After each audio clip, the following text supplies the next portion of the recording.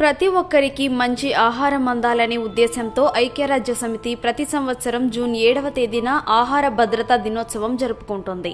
ప్రపంచవ్యాప్తంగా ఏటా 60 కోట్ల మంది సరైన ఆహారం అందక అనారోగ్యానికి గురవుతున్నారు. విషపూరితమైన ఆహారాన్ని తిని ప్రతి సంవత్సరం 4.20 లక్షల మంది చనిపోతున్నారు.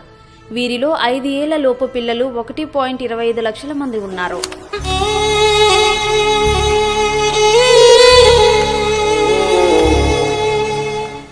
ఇక 40 ఏళ్ల లోపు వాళ్లు కూడా షుగర్, హై బీపీ, ఊబకాయం, హార్ట్ అటాక్, క్యాన్సర్ వంటి సమస్యలతో బాధపడుతున్నారు. దీనంతటికీ కారణం మారిన ఆహారపు అలవాట్లు.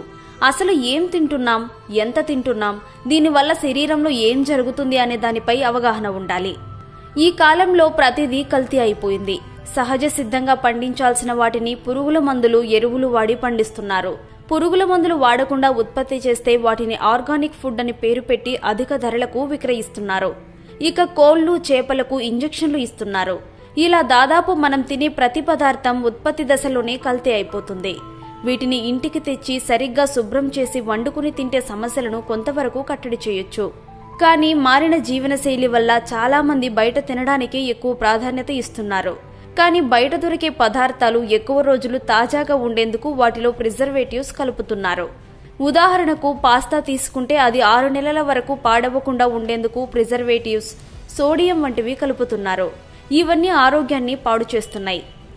మయోనైస్, చీజ్, ఫాస్ట్ ఫుడ్స్ అన్నింటిలో ప్రిజర్వేటివ్స్, షుగర్స్, ఉప్పు, సాచురేటెడ్ ఫ్యాట్స్ ఉంటాయి. ఇవన్నీ ఆరోగ్యానికి మంచిది కాదు. కొన్ని రకాల పదార్థాలు ఆకర్షణీయంగా కనిపించేలా ఫుడ్ కలర్స్, రుచి కోసం అజినోమోటో కలుపుతారు. ఈ కలర్స్, అజినోమోటో రెండు జీర్ణ సమస్యలకి కారణమవుతున్నాయి. కాబట్టి ఇప్పుడున్న కల్తీ ప్రపంచంలో మనం ఓపిక చేసుకుని ఇంట్లోనే వండుకోవడం ఉత్తమం. ప్యాకేజ్డ్ ఫుడ్స్ చాలా వరకు తగ్గించాలి. తయారీదారులు ప్యాకేజ్డ్ ఫుడ్లో ఏం కలిపారో తెలవనీయకుండా అమ్ముతూ ప్రజల ప్రాణాలతో చెలగాటమాడుతున్నారు. అందుకే వాటిని కొనే ముందు అసలు ఐటమ్స్ ఏంటివి, వాటిని తినడం వల్ల ఎలాంటి నష్టాలు వస్తాయో తెలుసుకోవాలి. పూర్తిగా మానేయకపోయినా కనీసం రెగ్యులర్గా తినడం తగ్గించాలి.